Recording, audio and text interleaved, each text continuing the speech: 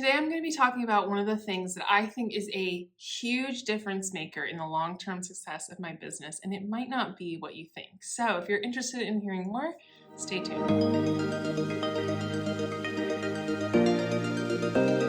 Something that I don't think gets talked about enough when it comes to the long-term success of a small business, especially if you are in a underrepresented group, whether you're a woman or a person of color or an LGBTQ business owner, and that is the network and the business relationships that you build around yourself and your business. You know, there's not necessarily a spot on every business plan where you talk about what the relationships you have mean to the success of your business, because it's also sometimes hard to measure specifically. Like, I know that this relationship is the reason I made X amount of dollars. It's probably not going to turn out like that, but I feel very strongly that the relationships I have with the other small business owners in my community and beyond my community makes a huge difference in the decisions I make for my business, uh, the sense of accomplishment that I have, my ability to celebrate with other people, which helps me feel better about my business, and also just having other people to bounce ideas off of, learn from, go to with questions that I don't have the answer to. And again, you can't really put a price on how valuable all of that is. I will say, for me personally, the things that I know that have come out of relationships that I've built, I have done a partnership with a more than one prominent business owner in Milwaukee, and the introduction I got to that person was a result of relationships I have with other people that I've spent time building and fostering. We also had our first workshop in the space, which I did a video about previously, and that workshop came about because of relationships that I have with my studio mate and also with other people who validate that relationship and establish us as people that we were worth working with. And because of that workshop and other events that we're planning to do, that has introduced an entirely separate revenue stream to my business that is unrelated to me making products and the business that I initially started out with. So certainly I feel like this whole other source of income is directly related to building relationships and collaborating with other business owners on ways that we can utilize both of our audiences to make money together that we wouldn't otherwise be able to do. This studio space that I'm currently in, I share with my good friend who is also a business owner. And so this space that we have together that we're using for these workshops, for events, for pop-up markets that we're hosting ourselves, this space would not be possible for me on my own. And having someone that I know I get along with, that I know I work well with, allowed us to go into this space together and feel confident that it would be worth both of our time and money. And I also know for a fact that I have grown so much of my social media following because of other business owners sharing my account, my posts, my business, that sort of thing, that I know is directly related to the relationships that I've built and those people sharing who I am with their audiences, and those people in turn becoming part of my audience and customers of mine. So there's multiple levels where these strong relationships matter so much to me as a business owner. And in addition to just how they feel personally, in terms of like helping my mental health and allowing me to brainstorm ideas for my business and all of the sort of things that I can't do as well on my own, they also help me on an income level, a financial level, very much make it worth my time, aside from the fact that I just enjoy getting to know these people. I chose this topic for this week because here in Milwaukee, we are in the middle of Women's Entrepreneurship Week, which is a week of keynote speakers and panels and smaller events, all kinds of different things that are all centered around women entrepreneurs. It's led by a law firm here in Milwaukee they actually did my LLC, and they are women owned, women employees. A lot of their clients are women business owners. And I'm just like thrilled about all of this. I wish I could go to everything that's happening this week, but we also have our pop-up market on Saturday, and I have a lot of work that I need to do separately for that. So unfortunately, the timing wasn't ideal for me, but I'm still getting to go to a few of the events that I'm really excited about.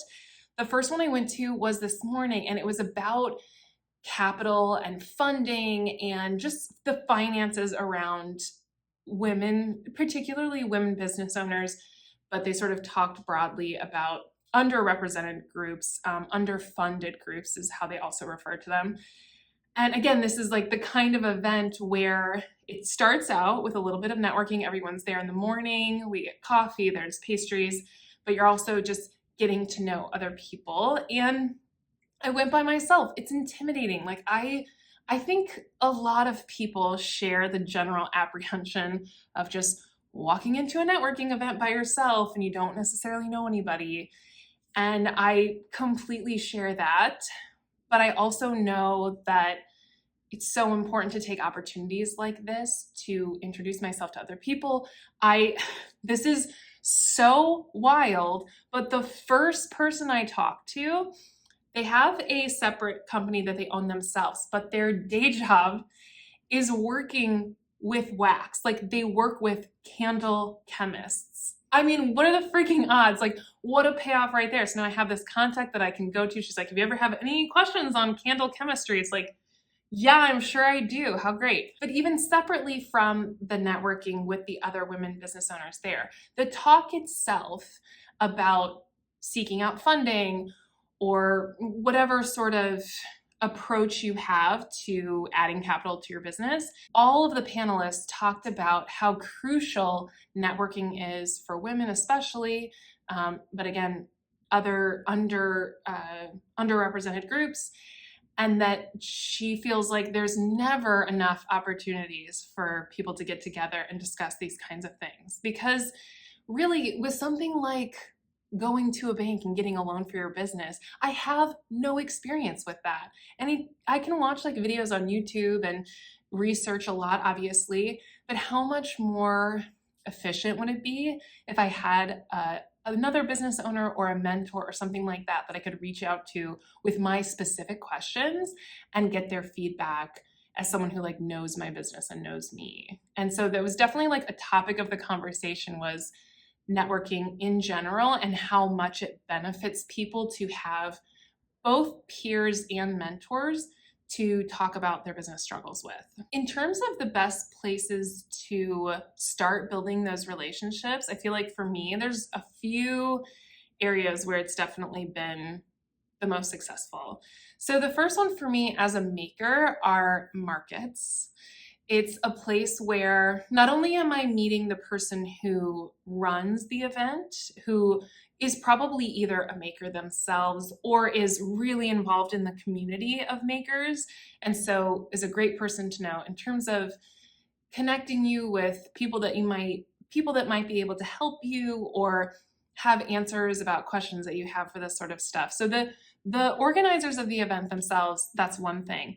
But then there's all the other makers who are in attendance at the event. And I think that as much as you are there to make money from the people attending and purchasing from you, it's so important to also spend time introducing yourself to other makers at the event. And not everyone you introduce yourself to is going to be super open and wanting to become besties. You know, it's not, it is kind of daunting to walk up to a complete stranger and try and form a connection. And sometimes it does not work. I think it's important in networking to also read body language and get a feel for like, is this person receptive to what I'm trying to pursue in terms of like connecting? And if they're not, move on. Like it's going to happen. Just accept it. It's nothing personal. For example, in terms of like this being directly related to income from my business, the workshop that I just hosted, someone that I met at a pop-up in a store who I formed a really good friendship with. She's great. I love her. And we get together every so often. she sent that workshop out to her close friends and was like, let's go do this. And she sold like 6 or 7 spots in the workshop, which I mean, how great is that? Like free, free advertising for something that makes me money. And again, it's because I have a strong relationship with this person and she wants to see me succeed and she's going to help me in whatever way possible. And the same with me for her. I think if she were doing something that she wanted me to promote, and I think if we hadn't done that little pop-up together, it wasn't even like, I didn't make a ton of money at that pop-up. It was sort of slow that day in the store. And you know, if I had just been looking at that event on like a numbers basis, I might have thought, I don't know if that was worth my time. But when I consider the connection I made with this other woman, this other small business owner, I can't put a price on that. That has added so much value to my life, both on a business level and just on a personal level. So really make sure that you are taking some of the time for the events that you attend, your markets or whatever, to make connections with other business owners. You might even feel like, well, that person does the same thing as me, like makes the same kind of stuff. I don't feel like that's necessarily a reason not to connect with someone. I have definitely talked to other soap makers at markets with me, and I feel like it's pretty clear to me that different businesses, different brands attract different types of customers. And I don't really feel like I'm in direct competition with other soap makers or other candle makers or whatever it is, because I feel like we're reaching different audiences. And when you have a really strong brand and you feel strongly about your business and what you do, I think it's easier to feel less threatened about those relationships. Now, I'm not asking them like, what fragrance oils do you use or what's your soap recipe? Like, obviously, that's not something I would never seek out that information from them, but it's still great to have someone that I can like get feedback on a market from. Like maybe there's a market that I'm looking at and I can ask that soap maker, hey, have you ever done this farmer's market or this event or whatever? Like, how did it go for you? And to have someone be like, oh, I did great at that event, like definitely worth it, just sign up for it. Or, you know, I did it and I feel like the turnout wasn't great, or they didn't seem to be looking for soap. I don't know. It just like wasn't great. That's information that I would happily share with another competitor, because I just feel like, I don't know. I don't think that that's going to hurt my business that much to be open like that. I also think another great place to meet people are speaker events or networking events. And you obviously have to be kind of particular. Not every networking event is going to be the right vibe, especially if you're a creative business owner or a maker. Some of the more traditional networking events might not be the right fit for you. But keep in mind, if you're someone who makes products, someone coming from a corporate setting, there's still opportunity there. They send out client gifts regularly. You never know if, say, someone who's like in finance meets me at an event. On the surface, we might not have a lot of information to share with each other, but I'm sure that they do annual client gifting. And to say like, oh, hey, I'd love to work with you. I can make you a custom candle for your clients and like we can work on a label together, whatever. That might be a business opportunity for you. So don't write off something just because it feels like it's not exactly your vibe. You'll get a feel as you start to attend more on like what works and what doesn't. But this event today is a perfect example. This was a speaker event, and obviously the primary goal is to go and listen to the panelists and learn from them. But a close secondary goal is meeting the other people who are in attendance, who are my peers, who I can offer something to and they can offer something to me. And those relationships are just like super important in terms of growing as a business. And then a third avenue for networking that is not my favorite because it's a little less personal, but that is social media. I mean, I can't tell you the number of relationships for me that have started through like Instagram DMs. There's a lot of people that I message with regularly that I support and they support me, and we've never met in person. And that's something that you can do just through social media. I think through like genuine support of someone, whether you respond to their Instagram stories, like relating to them or laughing about something that they've posted or offering advice or feedback, or just like sharing their content to your audience. I think people are able to notice that sort of thing, especially smaller business owners. Like someone who has a business around the same size as yours will be able to take note of those sorts of things because it's they're the ones operating their account. And I think that, again, it doesn't cost you anything to offer words of encouragement through a DM. And being able to dedicate some time to doing that, you never know what that's going to turn into. It's important to be very intentional about how you connect with people and the attitude you have towards those messages, looking at it as an opportunity instead of an obligation or a to-do list. And I genuinely enjoy meeting new people through whatever way that is. And even if you are someone who's a little bit more shy, maybe that's where social media comes in handy for you, is that it's much easier for you to type a message to someone than to go to an event.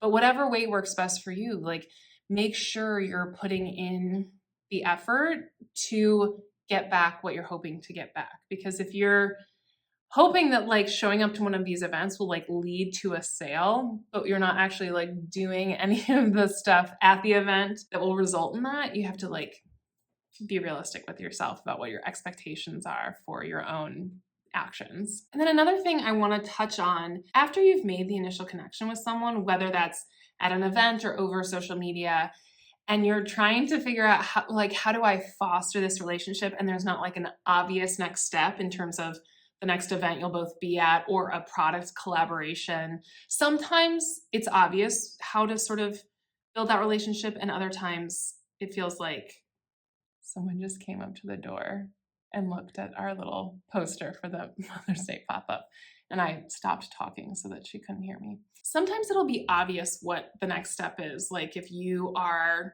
a ceramicist and you're talking to a candle maker, maybe your next connection is making a candle together. But if that part's not obvious, these are my recommendations for how to spend more time with a person or connect more with another business owner that feels productive and not like just meeting for coffee and chit-chatting. The first one is co-working. If you are someone who works alone, I think this is one of the nicest things about having other business owners as friends, as acquaintances, is meeting up somewhere and both having a goal of something you need to work on and just being there to work together. Even if you're mostly like on your computer because you're working on email newsletters, it's still great to like have the other person there to like occasionally bounce an idea off of, or vice versa. And even those small things of like, yes, I'm working on my own thing, but we're here together. It just really like fosters that relationship, that rapport, and it also allows you to feel productive. I personally focus a lot better and like work harder when someone's sitting right next to me. And so like I usually come away from a co-working experience feeling like, oh, I'm so glad I finally got that off my plate. And then I'm also associating that great feeling with the other person who was working with me. It makes me want to do it again. So I think that that's a really great way to like feel productive and be working on your business, but also growing those relationships. Another great one, especially if you're someone who's nervous about events, is attend events together. Find someone who wants to go to another networking event, but doesn't want to go alone because it's easier to go with somebody else, and say, hey, I see there's this conference or whatever, or it doesn't even have to be something that big. Like maybe it's just like an after work sort of thing or a chamber meeting, whatever it is. I feel like that's another great way to like get a benefit from it. That's not just it's not just talking. It's like there's that social crutch of having someone new. And again, they might also be someone who wants that from you. And now you've offered to become like to play a very specific role in this person's life in terms of growing their business. And I think that's great for like just building like respect and appreciation for somebody else. And then another one, especially if obviously a collaboration would be great. Like I said, if you have products that go well together, maybe do a gift basket or you teach a class together, whatever those sorts of things are, those might be obvious to you. But even if those things don't work out great, find a way to potentially exchange skills. And it doesn't have to be the skill that you're in business for. I'm not saying like I make soap for someone. I'm saying like I enjoy making video content. And so even though that's not my business, if I'm talking to another business owner that I need some, like they're really good, maybe they're really great at coming up with business plans. Like maybe that was their job, their corporate job. And so they can help me with a business plan and I can film some video content for them and edit it together. So like find skills that you have that you can help somebody with and then exchange those, because that's one of the hardest things about being a solo business owner is that you're trying to wear all of these hats. And it's likely that that's not your skill set for most of these because that's not why you got into business.